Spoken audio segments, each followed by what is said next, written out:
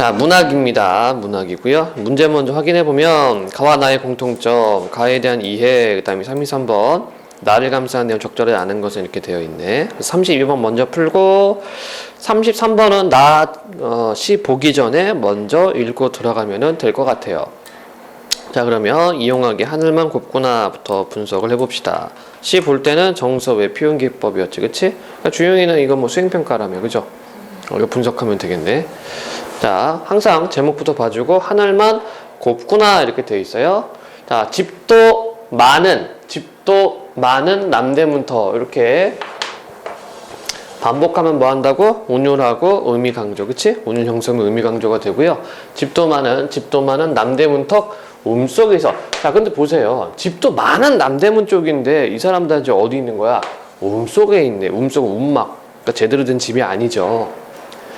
두 손 오그려 혹혹 입김 불며 이따금씩 쳐다보는 하늘이사 아마 하늘이기 혼자만 곱구나. 하늘이기 혼자만 곱다.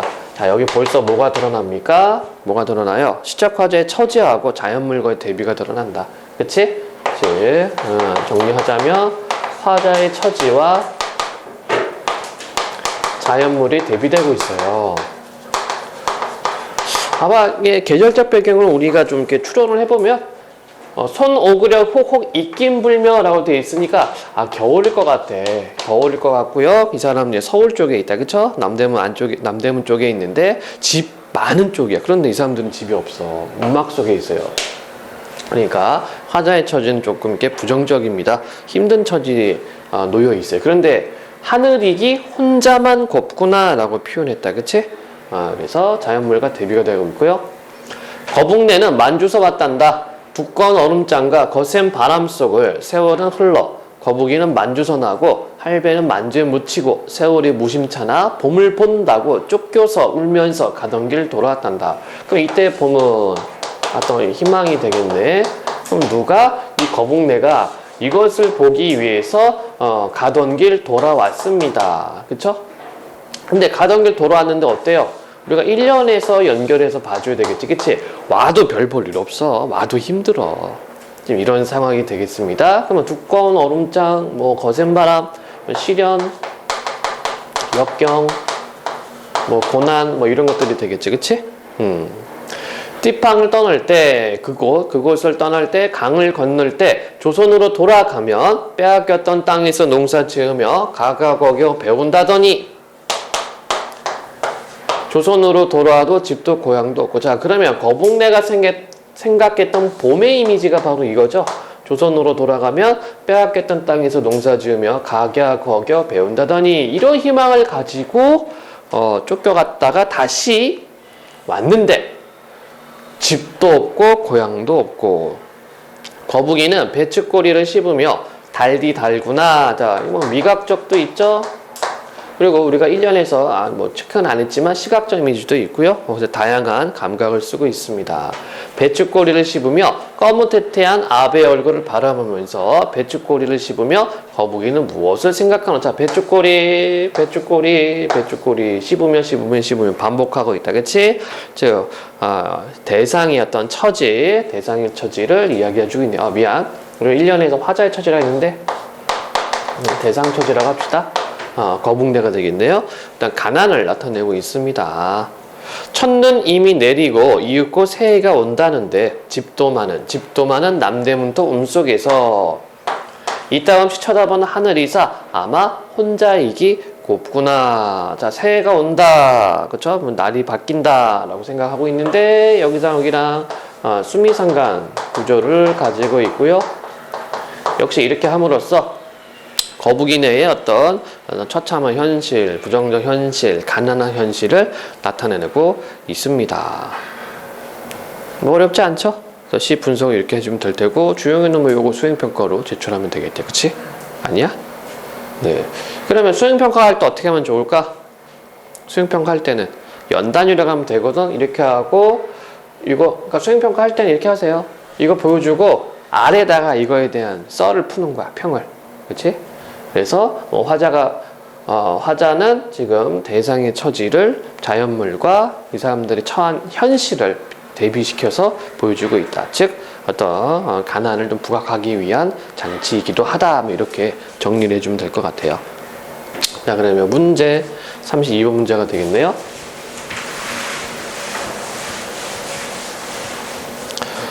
자, 가에 대한 예로 적절하지 않은 것은 이렇게 되어 있고 1년에서는 고운 하늘과 두 손을 오구려 호호 입김을 보는 음속의 상황이 대비를 이룬다. 그렇죠? 이거 친절하게 또 이렇게 순서로 되어 있습니다. 2년에서 두터운 얼음장과 거센 바람 속에 세우는 거북내가 겪어서 시련. 3년에서는 거북내가 고향에 돌아오면서 가졌던 기대와 돌아와서 직면한 현실 사이의 괴리. 괴리는 뭐니? 괴리는 괴리가 뭐예요? 괴리. 예? 그죠? 차이죠? 생각했던 것과 너무 달랄 때 괴리감 이렇게 말을 합니다. 4년에서는 거북이와 아베의 행동이 번갈아 제시되면서 거북이의 내적 갈등 같은 거는 없습니다. 그렇죠? 그리고 거북이와 아베의 행동이 번갈아 가는 것이 아니라 거북이 배춧골을 씹으며 배춧고리를 씹으며 배춧고리를 씹으며 그쵸? 거북이의 행동만 반복적으로 제시되어 있고요.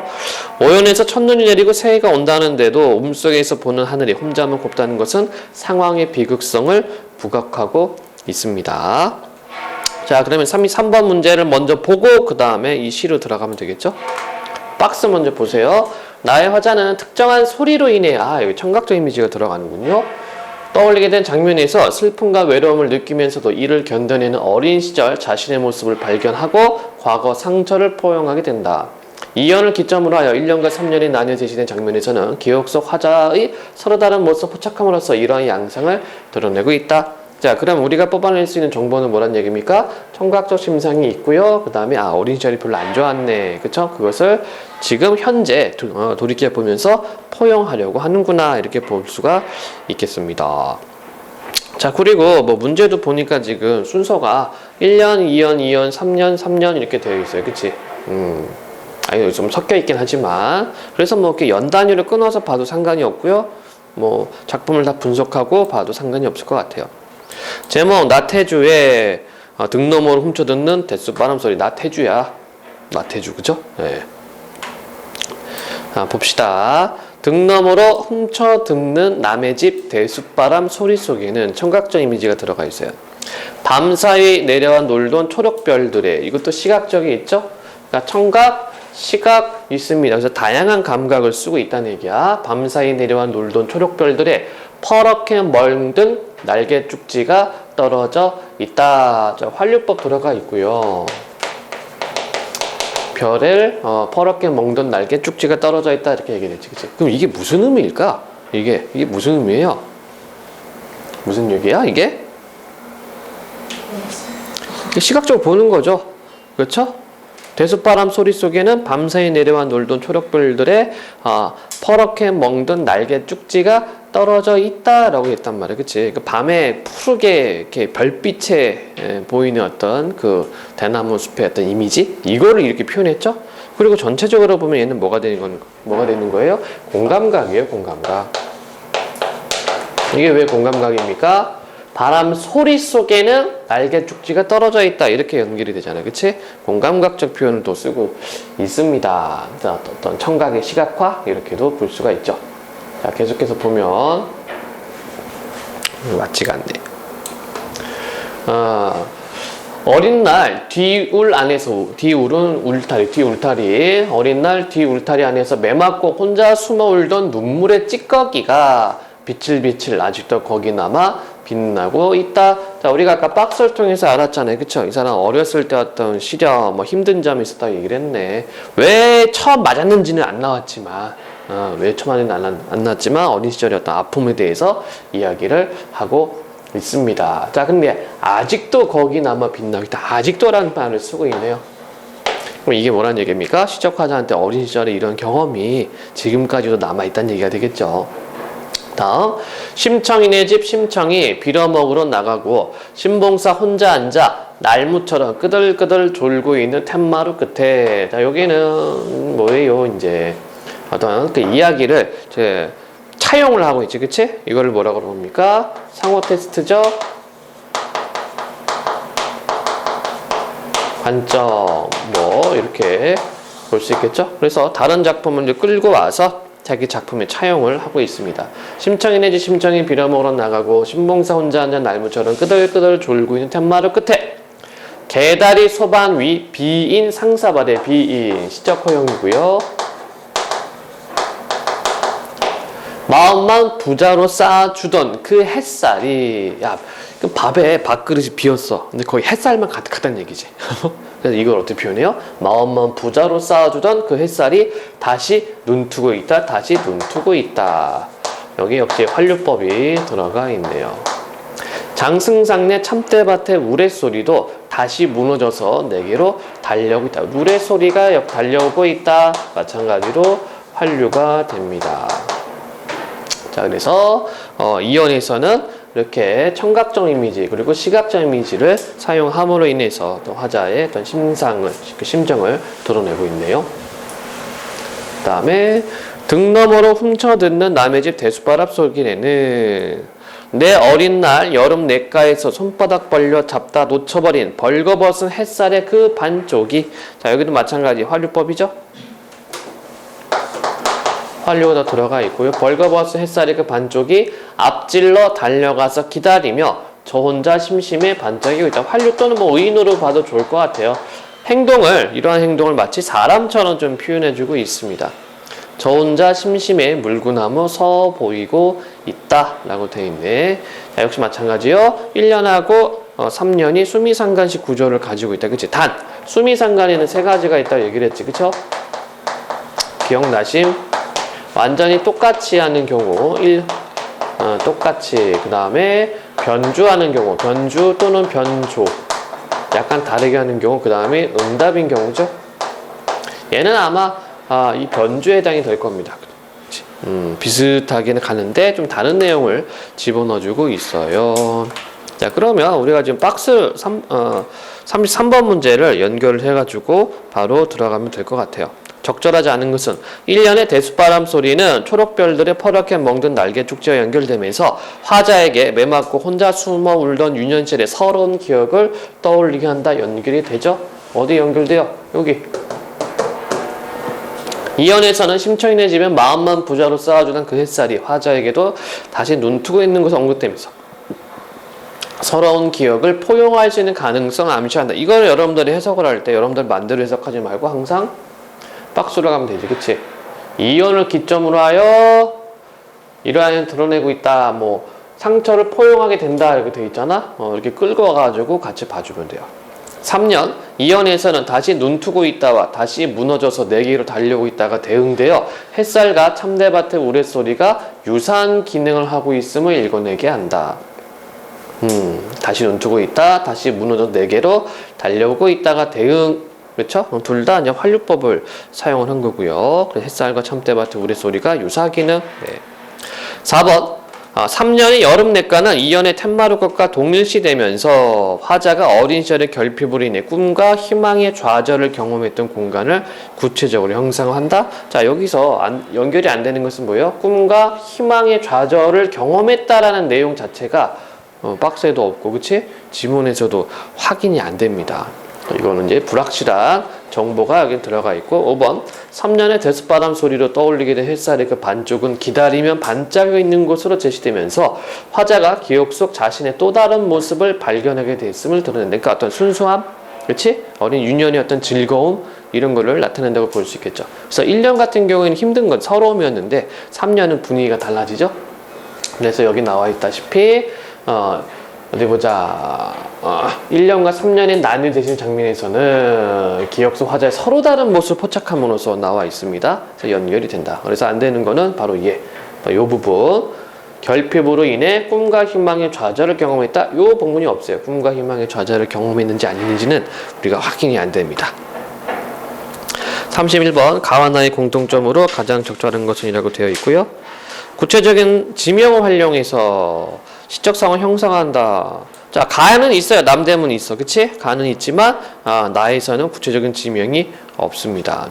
그 다음에 2번 유사한 식구를 반복하여 시적음이 강조한다. 여기 있었죠. 자, 수미상가를 쓴다는 것은 유사한 식구 또는 비슷한 통사구조, 유사 통사구조를 반복한다는 얘기가 되거든요. 그래서 여기도 뭐 대숫바람 소리 속에는 이게 반복이 되고 있고, 가에서도 뭐가 반복되고 있습니까? 집도 많은 어서 왔단다 뭐 이런 식으로 반복을 하고 있죠. 그래서 답은 2번이 되는 거고요. 다음 작품을 또 볼까요? 34에서 38번 지문이 되겠습니다. 김원희는 손풍금. 이렇게 이제 소설이 지문이 길게 되면은 여러분들 읽어가다가 지치게 되지, 그치? 그래서 이제 문맥을 놓치게 되는데, 자, 소설 읽을 때는 항상 명심할 게 뭐 있어요? 서술상 특징 잡아주시고, 그 다음에, 끊어읽기를 반드시 해주라고 얘기를 했어요. 얘도 마찬가지입니다. 문제 한 점 먼저 보야 돼요.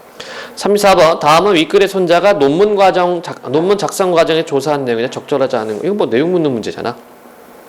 35번은 A 보고 풀면 되고, A가 아니구나. A에 포함되는 내용 적절하지 않은 것은 이렇게 되어 있고요. 다음 36번 가에 나타난 인물들의 반응과 작은 할아버지. 그리고 37, 38번 이렇게 구조를 보여주고 있지, 그치? 그러니까 구조 확인하면서 보란 얘기입니다. 38번 포인트 문제가 되겠네요. 지문을 보자. 앞부분 내용. 난파 감첩으로 체포돼. 난파는 이제 북에서 보냈다는 얘기지. 남쪽으로 파견한 감첩. 난파 감첩으로 체포되어 21년을 복역하고 작고한 작은 할아버지의 생애를 석사 논문 주제로 삼은 손자는 할아버지에게 과거사를 묻는다. 손자는 할아버지의 반응을 이끌어내려 노력하는 한편 다른 가족에게서도 작은 할아버지 행적에 관한 증언을 듣고 기록한다. 자, 작은 할아버지의 생애와 그분이 살았던 시대를 두고 석사 논문을 쓰겠다는 마음이 애초부터 있었던 것은 아니다. 이런 것들을 다 체크해놔야 되겠지, 그치? 처음에 이거 하려고 했던 게 아니었어요. 그분이 설령 남이라 해도 분단 현실의 희생양으로서 당신 생애가 관심을 끌만 했는데 제3자가 아닌 바로 우리 집안 어른이었다. 논문 부제로 붙인 분단시대 어느 사회주의자의 생애에 합당한 고난으로 점철된 그분의 생애는 누구든 정리해 볼 만한 값어치가 있었다. 자, 지금 보세요. 고난으로 점철된 그분 생애는 라고 되어 있지, 그치? 이미 어떤 주관적인 판단, 객관적이든 주관적이든 이 작은 할아버지에 대한 판단이 들어가 있는 겁니다. 국민의 정부가 들어서고 남북 화해 물꼬가 햇볕 정책이라는 이름으로 트이자 북한에 대해 거리낌 없이 말해도 좋을 만큼 시대가 달라졌다. 국민의 정부니까 김대중 시대가 되겠네요. 그러자 작은 할아버지는 유령의 가면을 벗고 지하에 있어 지상의 가족 앞에 그 모습을 드러냈다. 자, 지금 보니까 여기 백그라운드를 보여주고 있죠. 지금 시대적 흐름이 이렇게 변하고 있으니까 작은 할아버지의 존재도 점차 드러난다고 이야기를 하고 있어요. 명절이나 집안 길흉사로 가족이 모이는 날이면 그분에 대한 일화가 이제 쉬쉬하지 않고 어른들 입에 자연스럽게 오르내리게 되었다. 작년 할머니 기일 때였다. 자, 그러니까 어때요? 여기까지는 이제 작은 할아버지 이야기가 자연스럽게 나올 수 있는 배경에 대해서 이야기를 했다면 지금부터는 구체적인 에피소드가 나온다는 얘기죠. 작년 할머니 기일 때였다. 큰댁 식구, 고모네 식구에 우리 식구가 할아버지 댁에 모이니 어린 조카들까지 합쳐 20에 이르렀다. 맞네. 속칭 일사후퇴 때, 일사후퇴 알고 있죠? 여러분들 그 영화 국제시장에 나오는 게 일사후퇴입니다. 처음에 막 도망가잖아. 배 타고 도망가는 거. 부산으로 가지, 그치? 일사후퇴 때 월남한 좁은 대 아래 50년 사이 후손이 그만큼 가지를 쳤던 것이다. 그날도 추모 예배 끝에 작은 할아버지에 관한 일화가 어른들 입에서 오르내렸다. 할아버지, 이제 새천년 21세기가 시작됐는데 올해부터 우리 집안 쪽에서라도 작은 할아버지 기일을 찾아줘야 되지 않겠어요? 그날 오늘처럼 가족이 모여 추모 예배를 보면 어때요? 큰집 준식형이 말을 꺼냈다. 지금 너 뭐랬니? 대학 때 속개나 썩이더니 아직도 삐딱한 생각을 청산 못했군. 자, 누가 큰집 준식형? 뭐라고? 작은 아버지 제사? 말이나 되는 소리냐? 그 양반 제사를 우리가 왜 지내? 그 양반이 집안을 쑥대밭으로 만들었는데 아버지도 그럴 말 없겠지만 난 반대야. 무슨 낯짝이 있다고 우리 집 제사밥 얻어먹어? 그 양반 망령인들 기독교식 제사밥 먹으러 들어갔어? 술이 거나이진 큰아버지가 당신 맏아들인 준식형을 삭대하며 꾸짖었다. 자, 큰아버지하고 큰집형하고 그러니까 뭐 자기 아들이 되겠지, 그치? 생각이 좀 반대가 된다. 좀 이렇게 부딪히고 있어요. 그 다음에 나 1950년 12월 초순이었다. 자, 과거로 들어갔습니다. 그쵸? 과거 이야기가 나오네요. 제비때 같이 창공에 뜬 폭격기 편대가 몰아치는 눈보라를 뚫고 엄청난 양의 폭탄을 퍼붓고 있었다. 폭탄이 떨어지는 지점마다 불티가 하늘로 치솟았다. 종전 전 일본 땅에다 그랬듯 미제가 원자폭탄을 투하할 거란 소문이 거짓말이 아니란 생각이 들었고, 이건 진짜로 있습니다. 그래서 메가다 아저씨가 중공군 남하하고 막 이러니까 그거 원폭 터트려 했어요. 그래서 막 논란이 좀 많기도 했었으면, 만약 떨어졌으면 어떻게 됐을까? 실제로 썼으면 아마 전쟁의 양상이 좀 달라지고 우리 역사도 많이 변하지 않았을까 생각이 듭니다만, 어쨌든 봄이와도 저 땅에 풀인들 싹을 틔우겠냐 싶었다. 나는 고향 땅에 남겨둔 부모님과 처자식 걱정이 태산 같았다. 여기 보니까 나라고 1인칭으로 바뀌었다. 그치? 그러면 가에서는 어때요?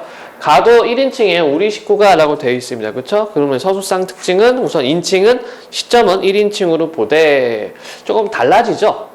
여기는. 그쵸? 여기는 지금 작은 할아버지를 이렇게 쓰려고 하는 뭐랄까 대상으로 석사 논문을 쓰려고 하는 인물이 나오고, 여기는 아마 내용 흐름상 작은 할아버지가 아닐까 이런 생각이 드네요. 나는 고향 땅에 남겨둔 부모님과 처자식 걱정이 세상 같았다. 전쟁이 나도 나는 인민군에 소집되지 않았고 개천역 저탄장 작업소에서 일했는데 일제 때 유경험자라 개천광장 석탄 채굴 노동자로 작업터를 바꾸었다. 15살짜리까지 전선으로 빠지고 40대 장정이 대부분을 차지한 광산 노동자들은 전쟁 와중에도 전선에서 쓸 석탄 채굴에 연념이 없었다. 전황에 기울어 평양을 남쪽에 내줬다는 소식이 광산까지 전해지기가 10월 초 탄광이 폐쇄되어 읍내 집으로 돌아오지 아니나 다를까? 뒤이어 국군과 연합군이 읍내를 점령했다. 뒤따라들은 치안대, 한청, 청방이 좌익분자 색출의 혈안이 되어 꼬투리가 접혔다 하면 하루를 못 견뎌 처형되거나 재 묻힐 구덩이 재가 파서 생매장 당했다. 굉장히 끔찍했습니다. 이때는. 사람 목숨이 파리 목수처럼 한순간에 사라지던 험한 시절이라 청년 노동자 동맹 분소 부부장이었던 나로서는 우선 살아남자면 우익 지푸라기라도 붙잡아야 할 처지였다. 어디 보자. 중공군 참전 소식이 들리고 마침 개천읍에 주둔해 있던 국군 부대의 병기창이 철수를 서두르며 노무자를 징발하기에 나는 거기에 자원했다. 부대로 찾아온 어머니가 내게 너들 식구만이라도 남으로 내려가 몸을 피하라고 아내에게 이르겠다 했는데 아내와 젖먹이 딸린 자식 넷이 읍내에 남아있는지 피난길에 나섰는지 알 수 없었다. 너들 식구는 피난 나서더라도 우리 양주야 살만큼 산 목숨 아니가. 이때 양주는 두 부부를 의미합니다. 그러니 배가 앞산만한 광수 아내와 우리 양주는 여기 남을래? 광수가 살아서 집 찾아 돌아올 딸까지 대장간을 지켜야지. 하던 어머니의 마지막 말이 줄곧 귓바퀴 맴돌았다. 나는 개털모자를 눌렀었는데 트럭이 속력을 내자 몰아치는 눈바람이 앞면이 4살 같지 않았고 무명으로 감싼 발톱은 집게를 뽑는 듯 알았다.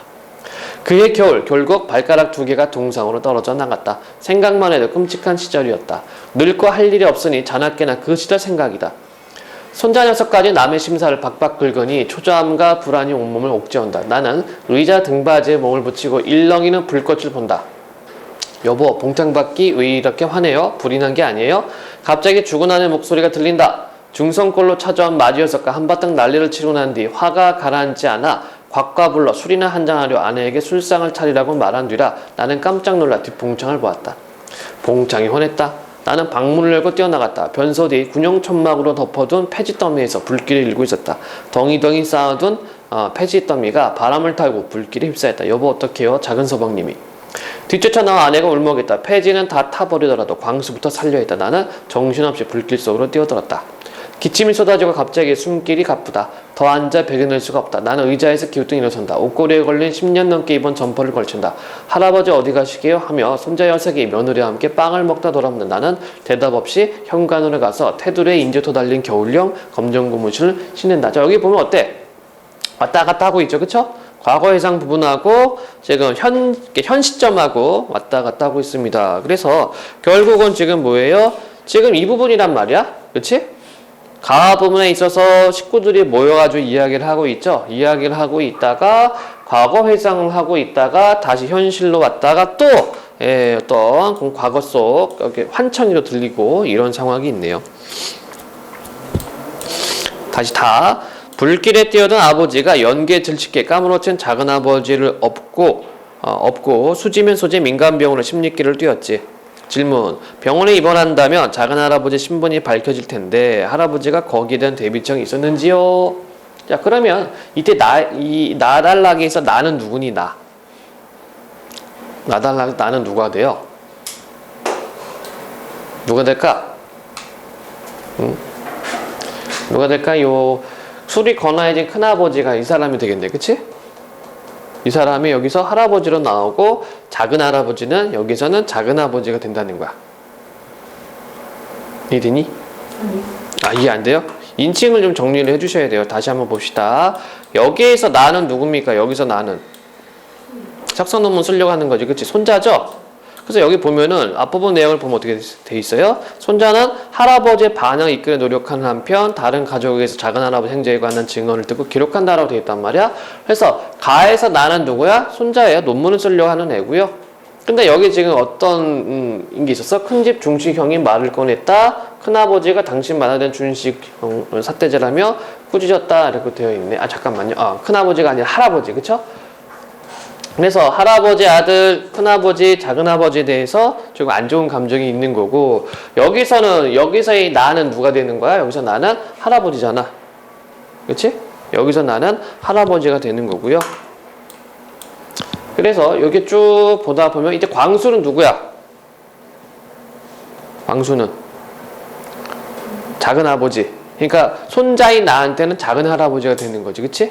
이렇게 인칭을 좀 연결을 좀 해주셔야 돼요. 그러니까 이제 할아버지가 이제 과거를 회상하다가 뭔가 환청도 들리고, 그치? 그러다가, 밖으로 나가면 나는 대답 없이 현관으로 가서 테두리에서 이때 나는 누구야? 할아버지란 얘기죠. 불길에 뛰어든 아버지가 연기에 질식해 까무러친 작은 아버지를 업고, 이때 아버지는 누구야? 할아버지가 되는 거지. 그치? 이때 작은 아버지는 누가? 여기 광수, 작은 할아버지 되는 거죠. 그러니까 인칭을 좀 연결을 해주셔야 돼요.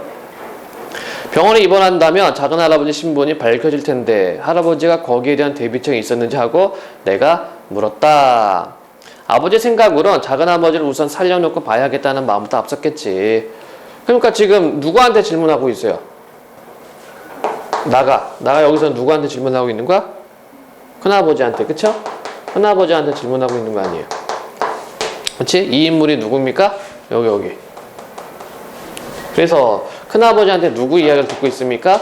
할아버지하고 작은 할아버지에 대한 이야기를 듣고 있잖아. 그치? 그러니까 얘는 지금 이렇게 가나다가 서로 서술자가 조금씩 바뀌고 있죠? 그거를 여러분들이 짚고 넘어가야지, 안 짚고 넘어가면 이게 뒤죽박죽 섞입니다. 아버지 생각으론 작은 아버지를 우선 살려놓고 봐야겠다는 마음부터 앞섰겠지. 화급한 마음에 의사가 만약 신원을 대라면 폐지 집화장에서 일하는 일꾼이라고 둘러대려 했거나 말이야. 졸도했던 작은 아버지는 하루 만에 깨어났으나 숨길만 붙었을 뿐 호스로 음식물을 공급해야 할 만큼 목구멍이 화기로 상했고 얼굴과 손발은 온통 분대에 감겨 있었으니 병원에서 쉬 빼낼 수가 있어야지. 이튿날 소방관과 경찰이 들닥쳐 화재 원인을 캐고 인명피해와 재산피해를 파악하던 중 일꾼 하나가 주인 어른이 불더미에서 사람을 구해내서 업고 갔다는 말을 흘려 작은 아버지가 병원에 입원한 사실이 들통난 거지. 그제야 아버지가 압불사했으나 이미 때가 늦었어. 작은 아버지 위조된 도민증이 들통난 거야. 박 정권이 들어선 초기라 당시 시국이 얼마나 살벌했는지 알아? 전국 깡패 소탕령이 내려져 잡아들인 족족 국토개발사업청에 보내고 호구조사가 철저했으니 수원경찰서에서 정보부로 옮겨가며 신문 받을 동안 아버지도 고문을 혹독히 당하셨나봐. 이해됩니까? 네, 이렇게 우리가 정리를 할 수가 있어요. 그래서 이 작품은요, 방금 우리가 확인했다시피 시점들, 인칭들 누가 누군지 연결해서 봐줘야 되겠습니다. 자, 그럼 36번 먼저 풀고 들어가 봅시다. 자, 가에 나타난 인물들의 반응과 작은 할아버지를 관련지어 설명한 내용으로 적절하지 않은 것은 작은 할아버지가 지하에서 유령의 가면뒤에 존재하는 것처럼 여겨졌다는 것은 그분에 대한 일화를 공개적으로 언급하기 꺼려하던 집안 어른의 모습 맞죠? 그런데 이제 새천년이 들어오면서 국민의 정부가 들어오면서 슬슬 분위기가 풀렸다라고 서술이 되어 있었습니다. 자, 그다음에 북한에 대해 거리낌 없이 말해도 좋을 만큼 시대가 달라졌다는 언급에서 작은 할아버지가 가족 앞에 모습을 드러낼 수 있게 된 건 시대의 변화 맞고 작년 할머니 기일에 모여 작은 할아버지에 관한 일화를 이야기하는 가족들의 모습에서 작은 할아버지가 가족의 일원임을 드러내는 것이 가능해졌다. 역시 이건 연결됩니다. 4번 삐딱한 생각을 청산 못한 것이라 말하며 준식형의 제안을 거부하는 큰아버지 모습에서 준식형에 대한 큰아버지의 태도가 작은 할아버지는 반감과 관련. 이거 당연한 거고요. 5번 큰아버지의 사태질은 작은 할아버지를 세대 간 갈등의 희생양으로 간주하고 이러한 갈등의 재발을 막고자 하는 의지. 이거는 세대 간 갈등의 희생이 아니죠?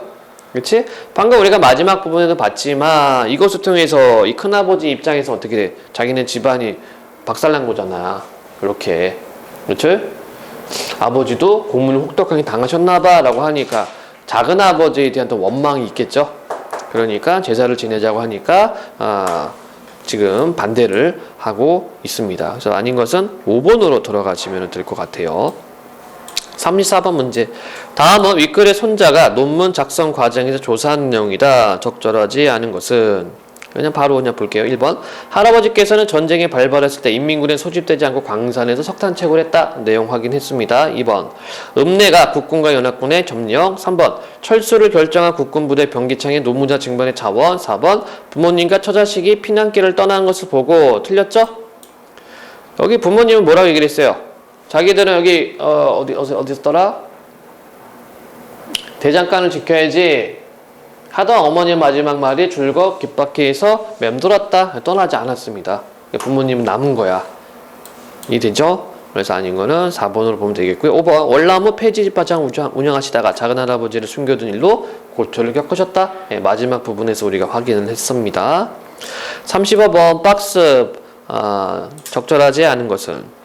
이 작품에서는 장별로 서술자가 교차되고 다양한 인물의 진술이 증언 기록의 방식으로 제시됨으로써 과거의 개혁에 대한 다중 진술이 구현되고 있다. 서술자 혹은 인물의 질문과 탐색, 침묵과 진술을 통해 과거에 대한 정보가 등장인물이나 작품 외부의 독자에게 전달되고 축적되는 과정에서 가족의 과거사가 드러난다.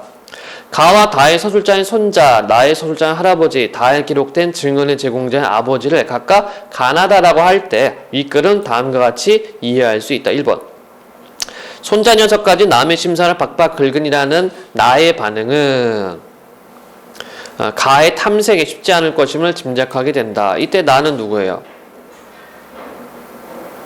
서술자인 할아버지죠. 그쵸? 이해가 되죠? 연결이 되고 있고.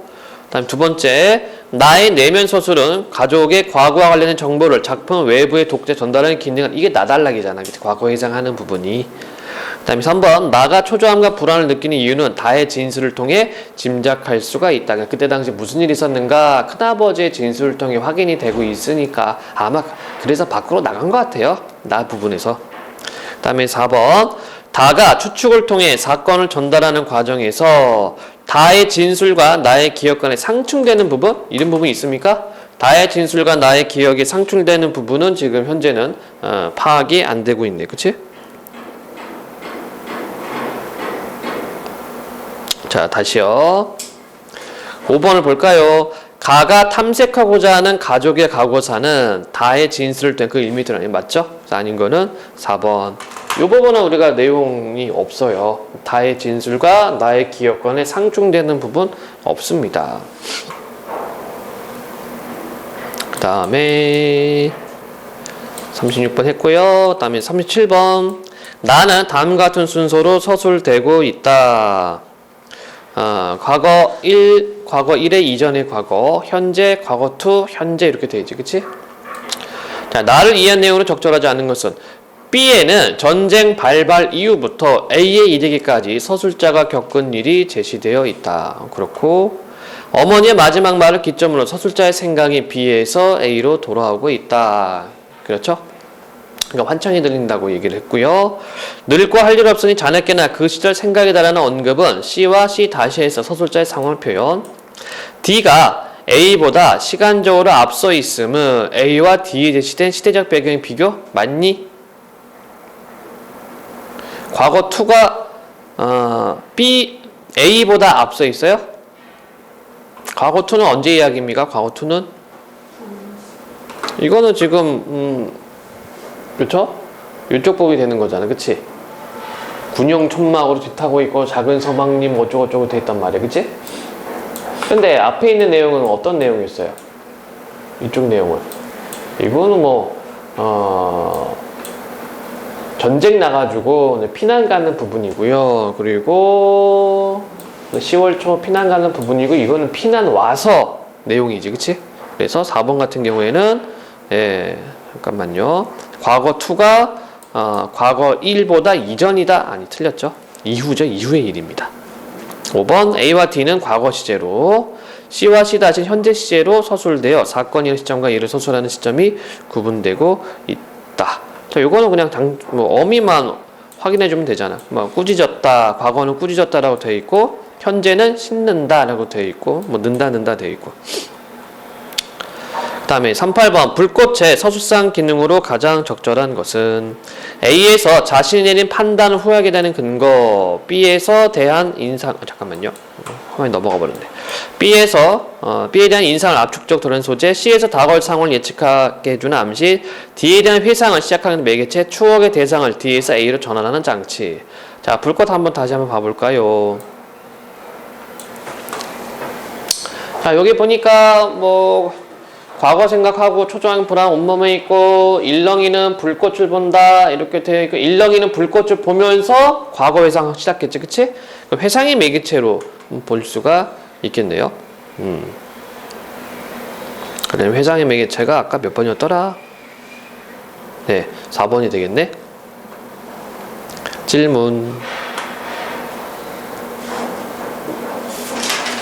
없어요? 3구에서 41번이에요. 박전의 민홍전 고전 소설이 되겠네요.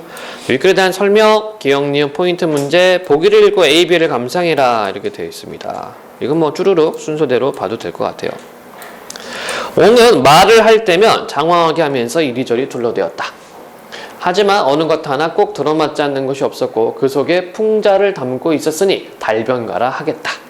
손님이 물을 말이 다하여 더 이상 따질 수 없게 되자 마침내 분이 올라 옹께서도 두려운 것을 보셨겠지요. 자, 포인트 문제 나왔으니까 얘가 뭐하고 관계되어 있는지 좀 찾아봐야 되고, 하니 옹이 말없이 한참 있다가 버럭 소리를 질렀다. 두려워할 것은 나 자신만 한 것이 없다네. 내 오른쪽 눈은 용이 되고 왼쪽 눈은 범이 되며 혀 밑에는 도끼를 감추고 있고, 팔을 구부리면 당겨진 활과 같아지지. 차분히 잘 생각하면 갓난아이처럼 순수한 마음을 잃지 않으나 생각이 조금은 어긋나도 짐승 같은 야만인이 되고 만다네. 스스로 경계하지 않으면 장차 제 자신을 잡아먹거나 물어뜯고 쳐 죽이거나 베어버릴 것이야. 요거네요, 그쵸? 스스로 경계해야 된다는 얘기. 이런 까닭에 성인께서도 이기심을 누르고 예의를 따르며 사악함을 막고 진실된 마음을 보존하면서 스스로 두려워하지 않으신 적이 없었다네. 이처럼 수십 가지 어려운 문제를 물어보아도 모두 메아리처럼 재빨리 대답해내니 끝내 아무도 그를 궁지에 모일 수 없었다. 옹은 자신에 대해서는 추어 올리고 칭찬하는 반면 곁에 있는 사람에 대해서는 조롱하고 업신여기곤 하였다. 사람들이 옹의 말을 듣고 배꼽을 잡고 웃어도 옹은 안색하나 변하지 않았다. 누군가 말하기를 황해도는 황충이 들끌어 관에서 백성을 독려하여 잡날의 야단들입니다 하니 옹이 묻기를 황충은 뭐라고 잡느냐? 고 하였다. 그러자 그 사람이 말하기를 이 벌레는 크기가 첫잠 잔 누엠보다도 작고 색깔은 알록달록하고 털이 나 있지요. 날아다니는 놈을 명리라 하고 벼줄기에 기어오른 놈을 뭐라 하는데 우리 벼농사에 피해를 주므로 멸곡이라고도 부릅니다. 그래서 잡아다가 땅에 파묻을 작정입니다. 하니 옹은 이렇게 말했다. 이런 작은 벌레들은 근심거리도 못 되네. 내가 보기에 종로 앞길을 가득 메우고 있는 것, 종로는 종로. 앞길을 가득 메우고 있는 것들이 있는데 이것들이 모두 황충이라고. 그럼 사람들, 그치? 아마 탐관오리 되겠죠? 길이는 모두 7자가 넘고 대가리는 새까맣고 눈알은 반짝거리며 아가리는 커서 주먹이 들락날락할 정도인데 웅얼웅얼 소리를 내고 꾸부정한 모습으로 줄줄이 몰려다니지. 곡식이란 곡식은 죄다 해치우는 것이 이것들만한 것이 없더군. 그래서 내가 잡으려고 했지만 그렇게 큰 바가지가 없어 아쉽게도 잡지를 못했다니. 그랬더니 주위 사람들은 정말로 그런 벌레가 있긴 한 듯이 모두 크게 무서워했다. 여기는 지금 이제 풍자 좀 비판적으로 이야기를 했는데 사람들 그 진짜 벌레인 줄 알고 이야기를 하고 있어요. 오늘날 옹이 오기에 나는 멀리서 바라보면서 은어로 춘첩자의 방제로다 라고 하였다. 그러자 옹이 웃으면서 말했다. 춘첩자란 입춘날 문에 붙이는 글씨니 바로 내 성민을 가리키는 것이었다. 이거를 파자라고 그래요. 파자. 그러니까 글자가 있으면 이걸 깨트려서 뜻을 하나하나씩 보는 거야. 그래서 이 춘첩자란 문에 붙이는 글씨니 바로 내성민을 가리키는 것이었다. 그리고 어디 갔어? 방은 늙은 개를 지칭하니 바로 나를 욕하는 것이구먼. 그 개가 울부짖으면 듣기가 싫을 법인데 이른데 이가 다 빠져 발음이 분명치 않은 것을 비꼰개로군. 아무리 그렇다 해도 그대가 만약 늙은 개를 무서워한다면 개를 내쫓는 것이 가장 낫네. 또 울부짖는 소리가 듣기 싫다면 그 입을 막아버리게나. 무릇 재란 조화를 부리는 존재여 방은 거대한 물체를 가리키지. 그리고 재와 방자를 한데 붙이면 조화를 부려 위대한 존재가 되나니 그게 바로 용이라네.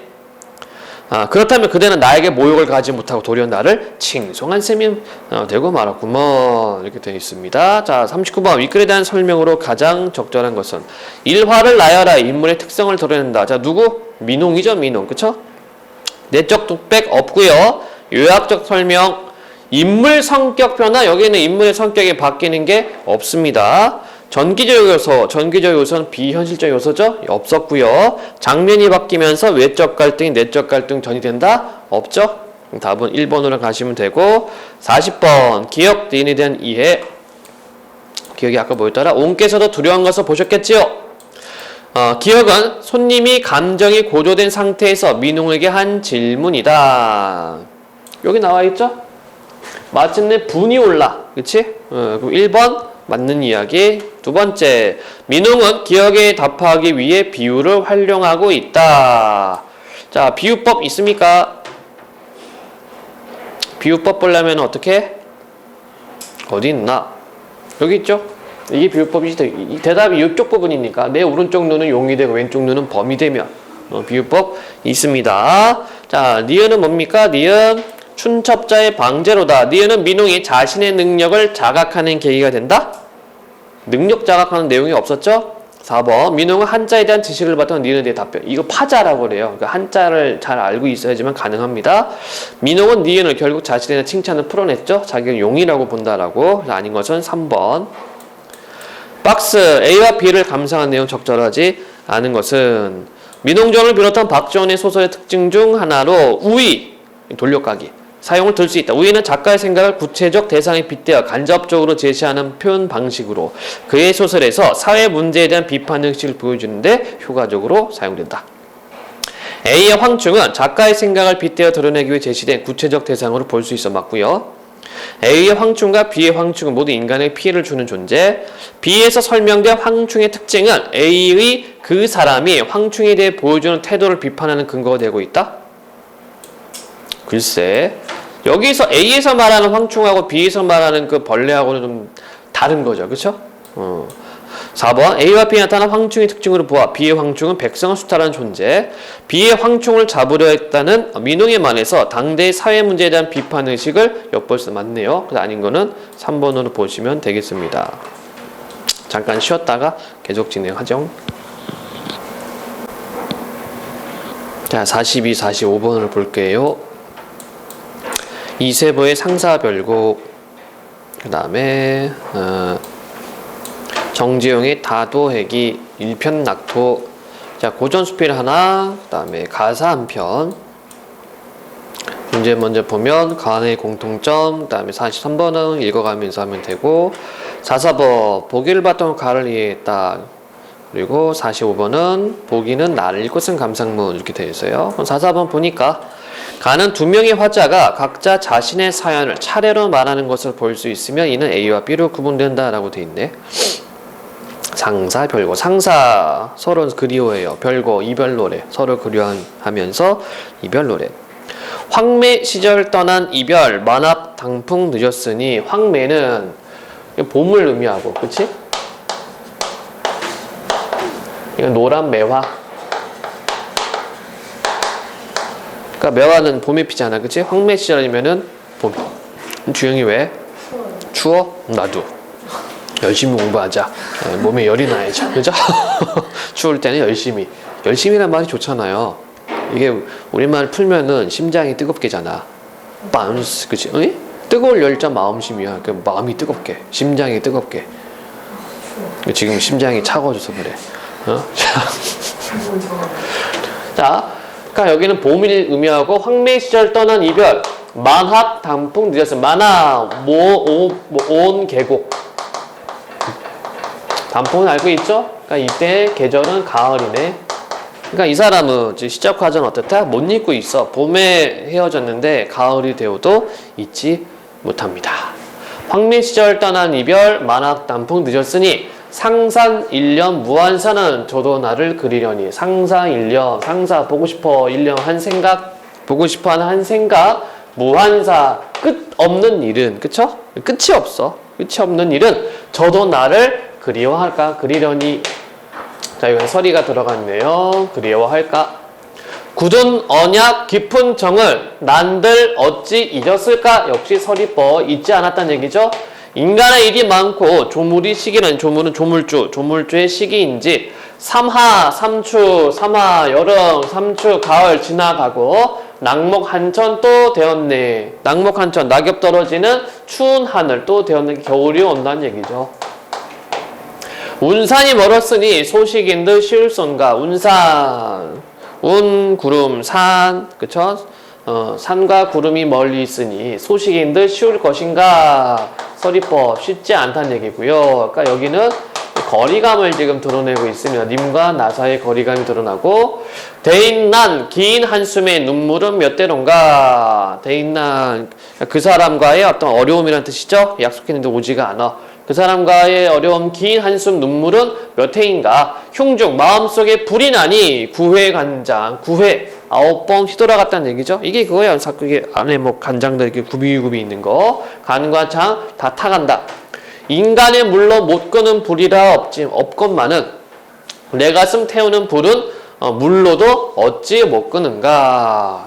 그러니까 마음속의 불은 왜 생겼습니까? 그 사람을 잊지 못해서, 보고 싶어서 끄지 못합니다. 자, 문맥의미 파악하는 게 있었죠. 431번. 구체적 현상에 빗대어 애절한 마음 형상은 맞네요. 마음의 불이라고 표현을 했다. 자, 다시 지문. 자네 사정 내가 알고 내 사정 자네 아니. 대꾸법. 새우사창 전문날과 소송상품 송환성의. 새우사창, 새우는 갓나란 비, 가는 비. 사창은 여인의 방을 의미하죠. 여인의 방을 의미합니다. 비오는 여인방 전문날과 소소상품, 서서히 부는 송환성, 기러기 소리. 청각적 이미지가 있고요. 기러기 소리에 상사멍 놀랍게여 막막히 생각하니. 방춘하려 좋은 시절 강루사철 경계 경치조차. 방춘하려 꽃이 만발하고 버드나무가 피었다는 얘기입니다. 꽃과 버드나무가 활짝 핀 봄. 좋은 시절 강루, 강가, 사찰, 경치조차. 사찰은 절이죠. 절들 보통 산속에 있으니까. 일부일 월부어 해 다시 뜨고 달 다시 뜨고 운우지라 협업할 때. 운우지라 구름과 비의 즐거움이 함께한다, 서로 조화롭다 이런 뜻이죠. 그래서 운우지정이라는 말을 써요. 사자성어 운우지정이 있는데 이 구름과 비의 정이라는 뜻으로 이거는 연인관계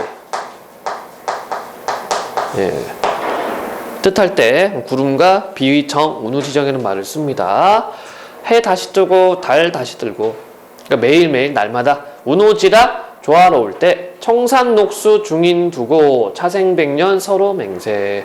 천상녹수를 증인으로 두고 차생백년. 차생은 언제예요? 전생, 차생, 현생 이런 말 쓰지. 다음 생에 백년을 서로 맹세. 그러니까 우리 함께 하자 맹세했다는 얘기입니다. 못 봐도 병이 되고 더디와도 성화로세.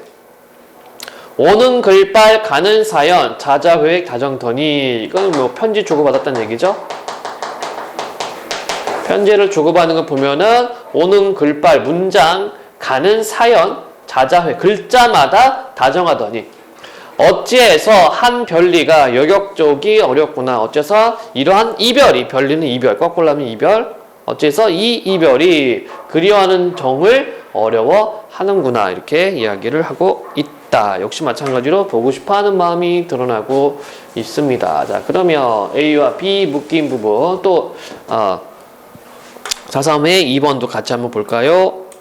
자연모를 활용하여 애상적 분기를 잡아낸다. 그쵸? 새우사창 전문날과 초소화분 송환성의 그 기러기 소리 이렇게 표현하면서 어떤 그리워하는 마음을 드러내고 있습니다. 자, 그러면 A와 B니까 문제가 어디 갔지?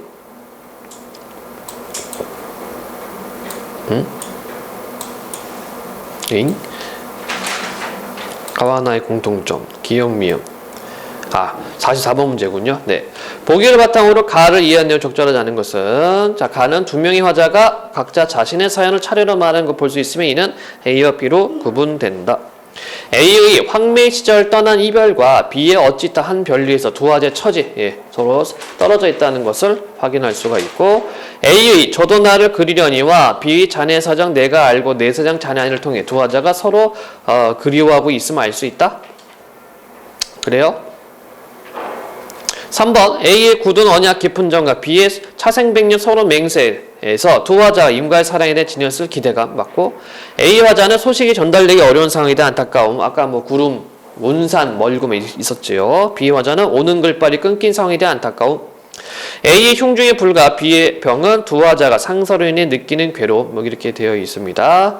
그래서 2번을 보니까 A의 저도 날 그리워할까 와 B의 자네 사정 내가 알고 내 사정 자네 아니를 통해 두 화자가 서로를 그리워하고 있으면 알 수 있다. 요거는 좀 적절하지 않은 것 같아요. 그럼 왜 이런 상황이 됐을까요? 얘는 왜 이렇게 됐을까? 그러니까 가해자는 굉장히 이렇게 보고 싶어 하는 거고, 그렇지? 이해에서는 어떻게 돼요? 자네의 사정 내가 알고 내 사정 자네가 아니, 이렇게 얘기를 했단 말이야. 그러니까 누가 더 그리워하고 있습니까? A와 B에서? 누구? O이잖아, A. 그치?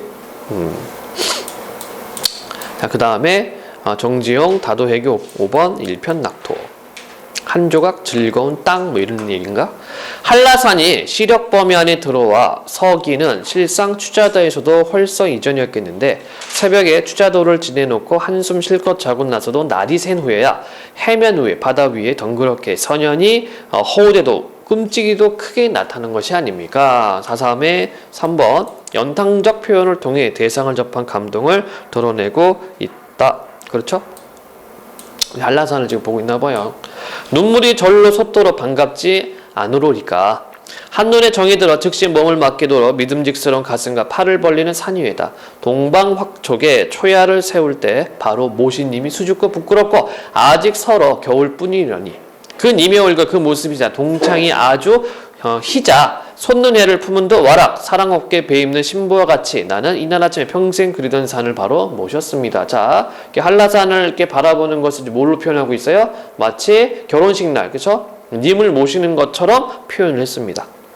이즘 슬프지도 않을 그늘이 마음에 내려앉아 좀처럼 눈물을 흘린 일이 없었기에 이제는 나의 심정의 표피가 호두 껍질같이 오롯이 굳어지고 말았는가 하고 남자지 청춘을 아주 단념하였던 것이 제주도 어구 가까이 온 이날 이른 아침에 불현듯 다시 살아난 것이 아닙니까? 동행인 영남과 현구도 푸른 언덕까지 헤엄쳐 오르려는 물새처럼이나 설레고 푸덕거리는 것이요 좋아라 그러는 것이겠지만 가판 위로 뛰어 돌아다니며 소년처럼 희살되는 것이요 빽빽거리는 것이었습니다. 산이 얼마나 장엄하고도 너그럽고 초연하고도 다정한 것이며 준열하고도 지극히 아름다운 것이 아니겠습니까? 4.3의 4번 대상의 동적인 속성을 부여하여 외양의 다채로움. 자, 동적 속성이 있습니까? 움직이는 거야? 없죠? 장엄, 너그럽고 초연, 다정, 준열, 이거는 움직임이 아니죠? 4번이 틀렸고요. 우리의 모륙이 이다지도 절승한 도선을 달고 엄연히 대륙에 기항했던 것을 새삼스럽게 감탄하지 않을 수 없었습니다. 해면에는 아직도 야색, 밤빛이 개이진 않았는지 물결이 개운한 아침 얼굴을 보이지 않았건만 한라산 이마는 아름풋한 자줏빛이며 엷은 보랏빛으로 물드는 것이 더욱 거룩해 보이지 않습니까? 그 아침에, 그쵸? 새벽까지 배 타고서 아마 제주 쪽으로 오는 것 같아요. 그러면서 한라산 윗봉우리에 햇살이 살짝 비치는 것을 표현한 것으로 봐도 좋겠습니다. 필연코 바다 저쪽의 아침 해를 미리 맞음인가 하였으니 허리에 밤잔 구름을 허리에 밤 잔구름을 두르고도 그리고도 그 위에 다시 헌출이 솟아오릅니다. 이때 허리는 누구 허리입니까? 한라산 중턱쯤 되겠죠. 배가 제주 성내 앞 축항 안으로 들어가자 큼직한 목선이 선부들을 데리고 마중을 나온 곳이었습니다. 갑자기 소나기 한 줄금을 맞으며 우리는 목선을 옮겨 타고 성내로 상륙하였습니다. 흙은 검고 돌은 얼었는데 돌이 흙보다 더 많은 곳이었습니다. 그러고도 사람의 자색은 희고도 아름답지 않습니까? 소나기 한 줄금은 금시 개고 멀리도 밤을 새워와서 맞은 햇살이 해협 일면에 부채살 펴듯 하였습니다. 그러니까 제주도 간 어떤 그 기행문이라고 보면 되겠네요. 자, 42번 가와나의 공통점으로 가장 적절한 것은 운명을 수용하는 수능적 자세. 자, 우리가 방금 봤지만 이런 거 없어요. 현재 삶에 대한 반성 아니고요. 내용 전개 과정에서 시간의 흐름이 포착된다. 자, 다도에게는 기행가서죠. 기행문이니까 이게 들어가 있고, 그러면 가는 어떠니? 가에서는 우리가 아까 확인했습니다. 봄에서 가을로, 그치? 시간의 흐름이 시상 전개가 되겠는데 나머지도 확인을 해볼게요. 인간과 자연의 대비를 통해. 자, 우리가 방금 다도에게는 인간과 자연 대비 없고요. 상실의 경험 없습니다. 답은 3번으로 가는 게 가장 타당할 테고, 그 다음에 45번 문제 들어가면 되죠. 나를 읽고 쓴 학생 감상문 적절하지 않은 것은 A. 굳었던 청춘의 감성이 한라산을 보고 다시 살아난 것을 느꼈다는 작가의 표현. 이 부분이 어디 있습니까?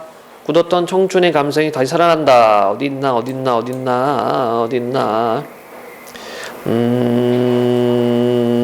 여기 요 부분이죠.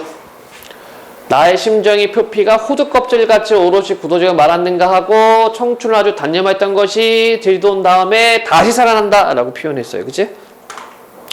그 다음에 B. 작가와 동행했던 인물들이 아이처럼 가판위를 뛰어다니는 모습. 이 부분은 아까 요점이 있었던 건 여기네요. 이 부분에 해당이 되고요.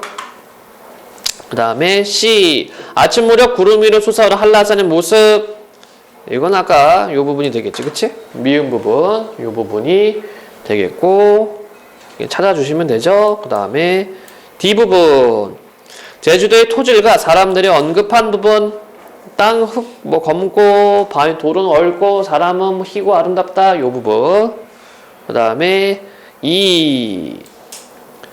작가가 변덕스러운 날씨로 인해 제주도의 아름다움을 제대로 감상하지 못해 아쉬워하는 부분은 없지요. 이 부분은 없고, 또 변덕스러운 날씨는 여기 소나기 한 줄금이었는데, 소나기 왔다, 소나기 한 줄금 맞으며 목선으로 옮겨 타고 갔다, 소나기는 금시 개고 멀리도 밤을 새워와서 맞은 햇살이 부채살 펴듯 하였다. 이렇게만 되어 있습니다. 그래서 5번이 틀렸네요. 질문 없니? 여기까지 하도록 하고